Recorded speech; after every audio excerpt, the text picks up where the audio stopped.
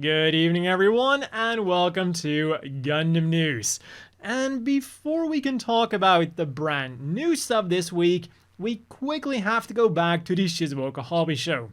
There were a few small things that I didn't notice, and we also got an update for one of the things that they announced back then.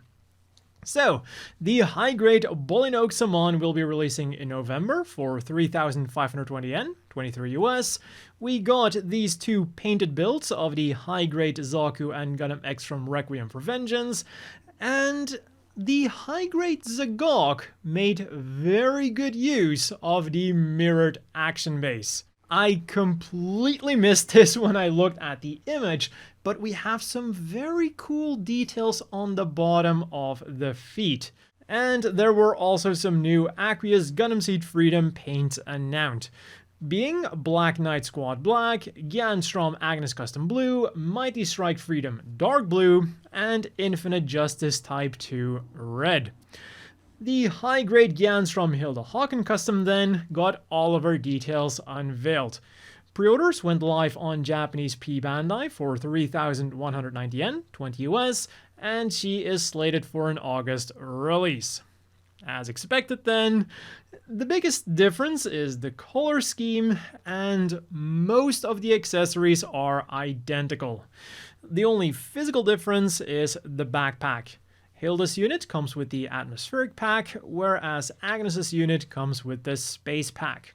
Our latest announcement then is the Master Grade Musha Gundam Mark II Tokugawa Ieyasu Nanban Dogusoku version, to celebrate the 25th anniversary of the Shrines and Temples of Nikko becoming a UNESCO World Heritage Site.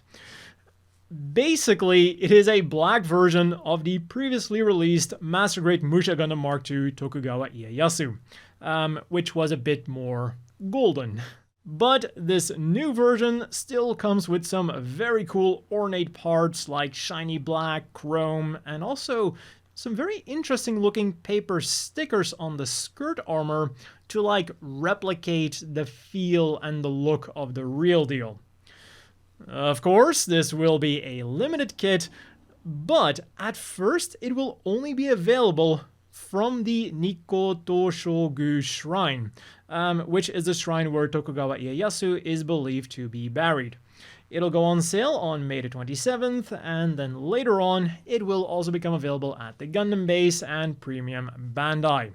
For the figures then, we also got an exhibition to show us some really cool new Gundam things.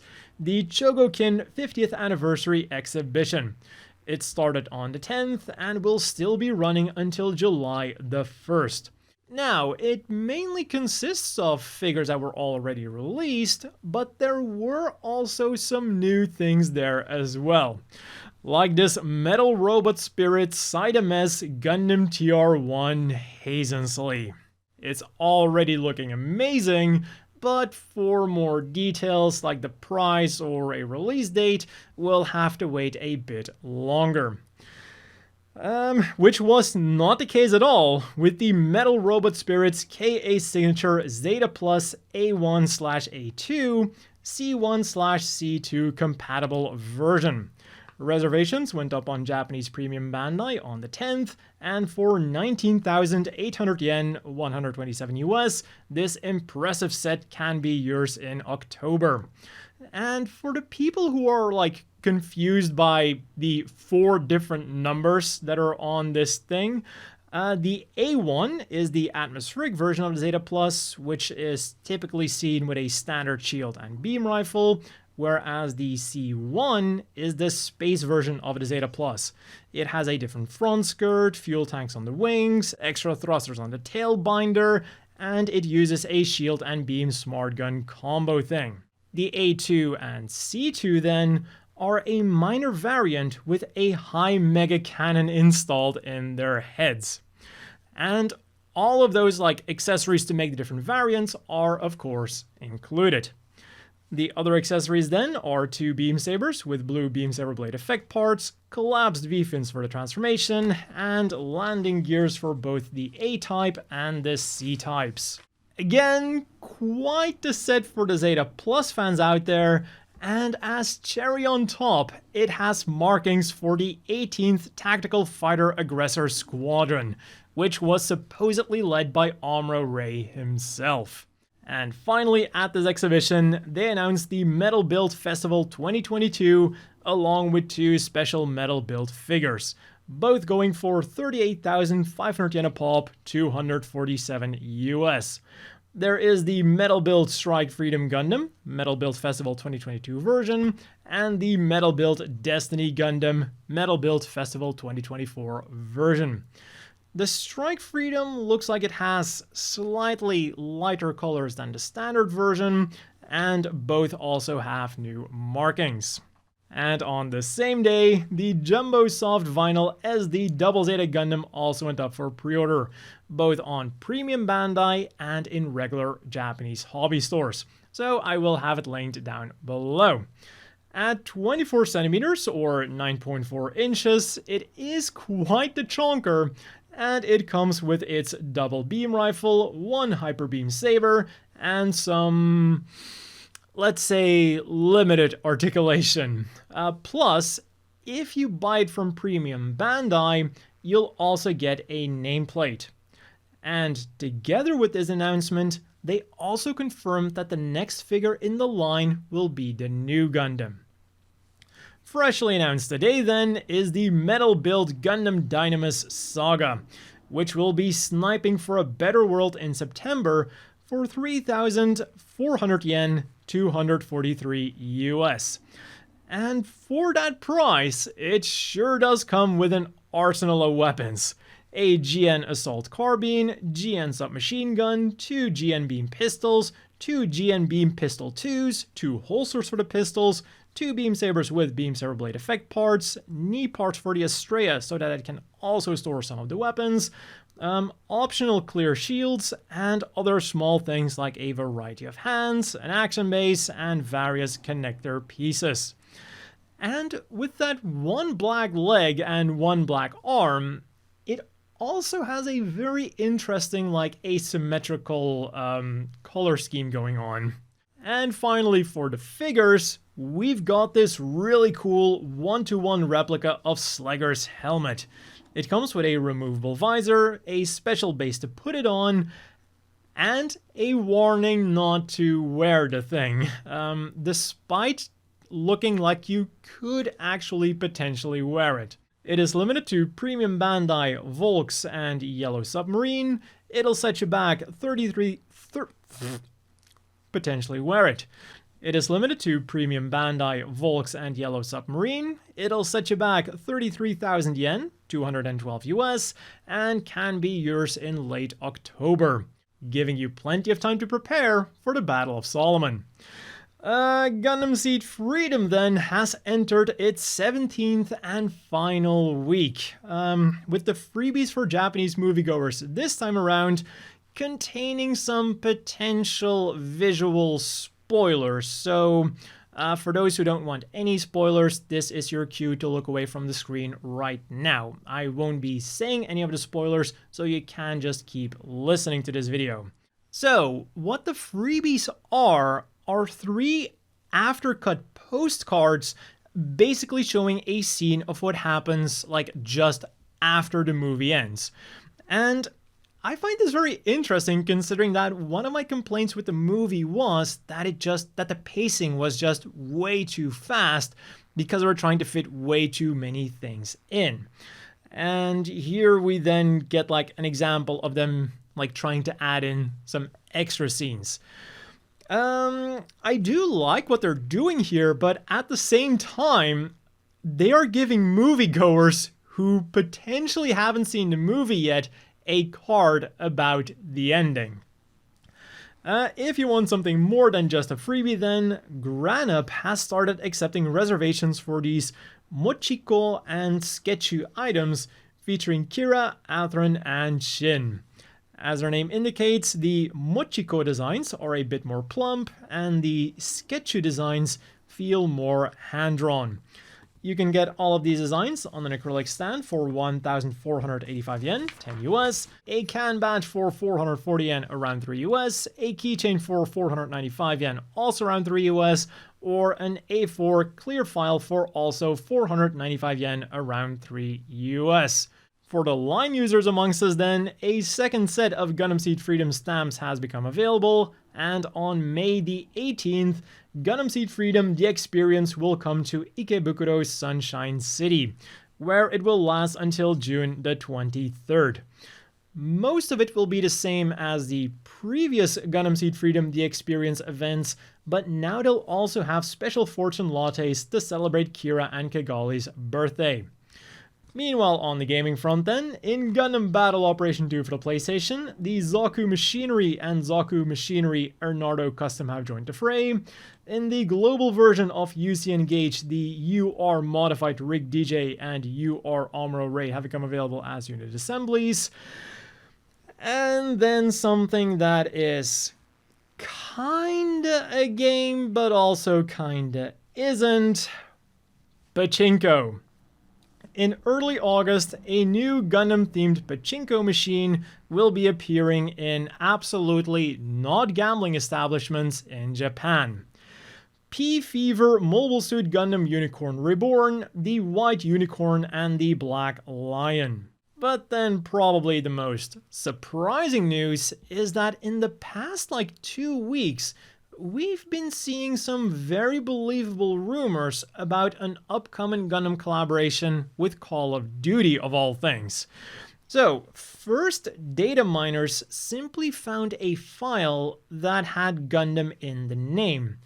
But now they've also supposedly found an animation for a beam saber finishing move. I want Char's Bazooka for epic headshots.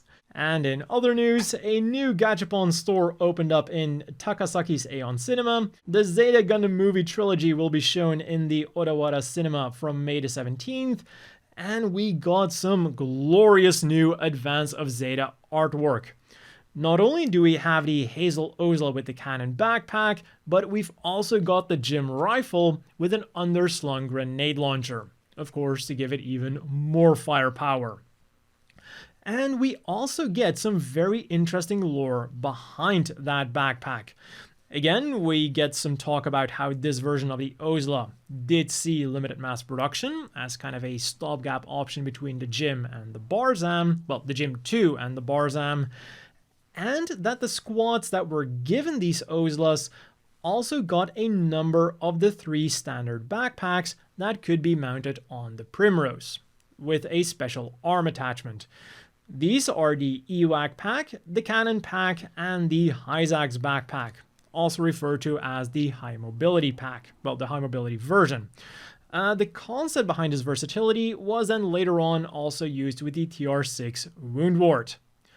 And after this piece of mech porn, I saw another piece of mech porn on Twitter.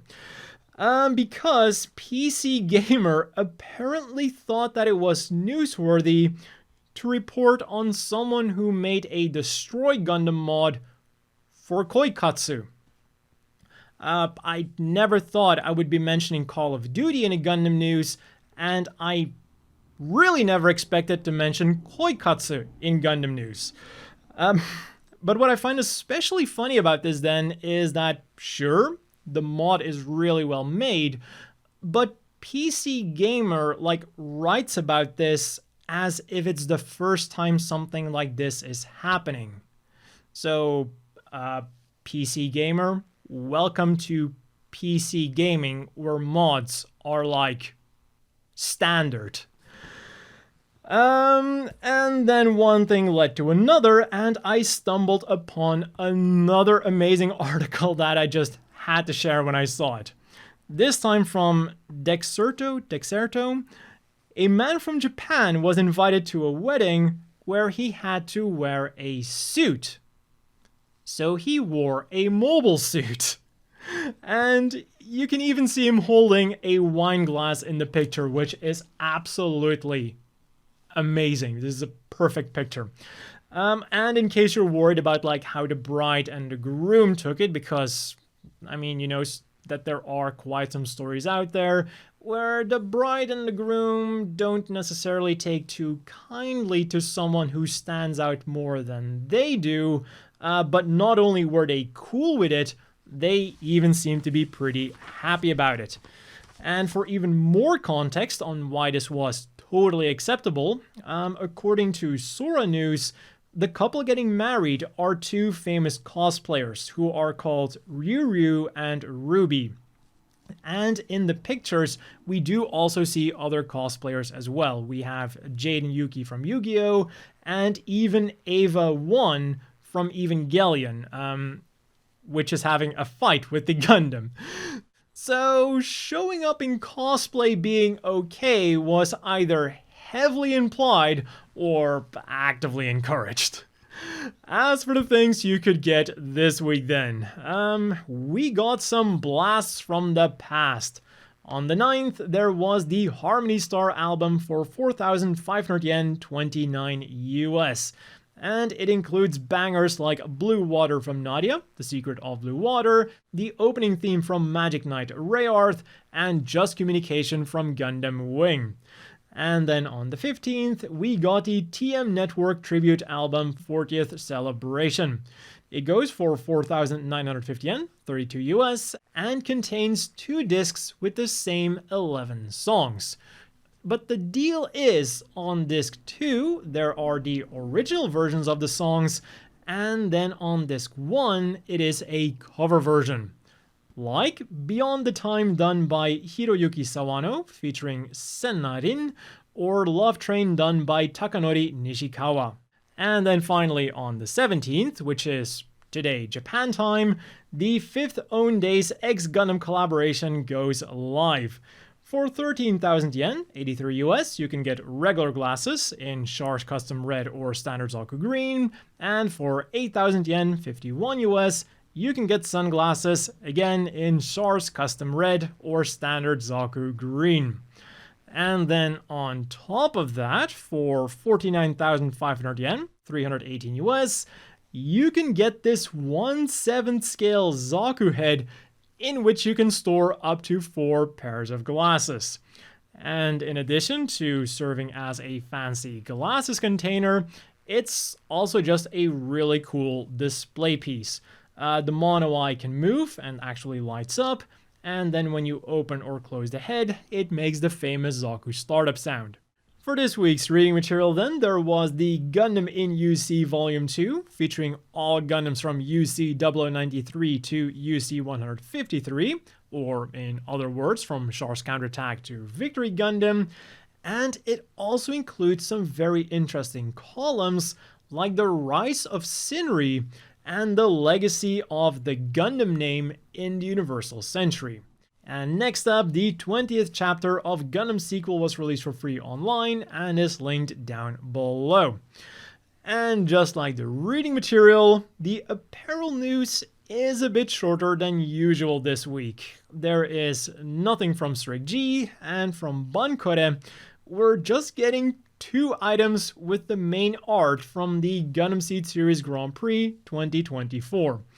There's a tapestry for 3,300 yen, 21 US, and a towel for also 3,300 yen, 21 US, both of which are slated for a July release. And as always, let's quickly wrap things up with the polls. A few weeks ago, Gundam.info wanted to know what our favorite golden mobile suit is.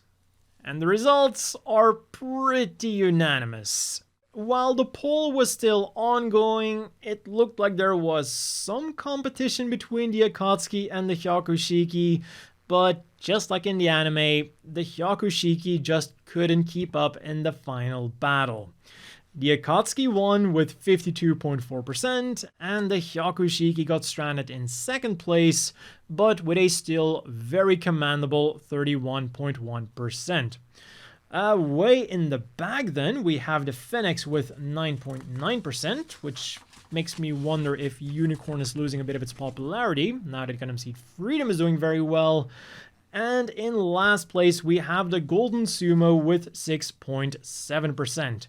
But despite being last, I think that this rather unique machine actually managed to do very well, given how close it is to the Phoenix, which is a variant of a supposed fan favorite mobile suit.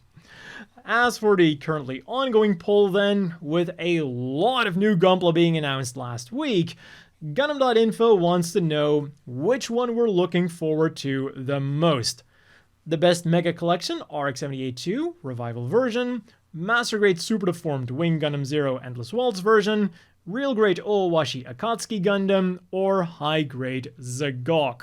And in a rare occurrence, the Gundam.info version of the poll and the Twitter version of the poll are in complete agreement so far. And another somewhat funny thing is that their current ranking is the exact reverse order of their position in the list.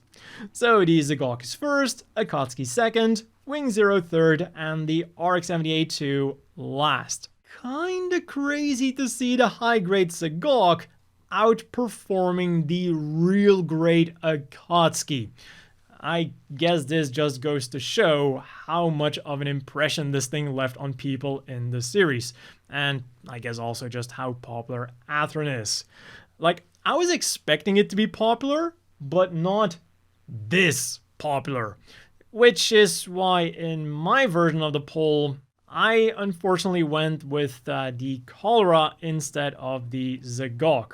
And considering that in my poll, the Cholera is last, I definitely should have gone with the Zagok. And another interesting difference between my poll and the one on Gundam.info is, well, other than the Akatsuki now being in the lead because the Cholera is dead last, is that the RX-78-2 Revival and the Master Grade Super Deformed Wing Zero Custom have switched places.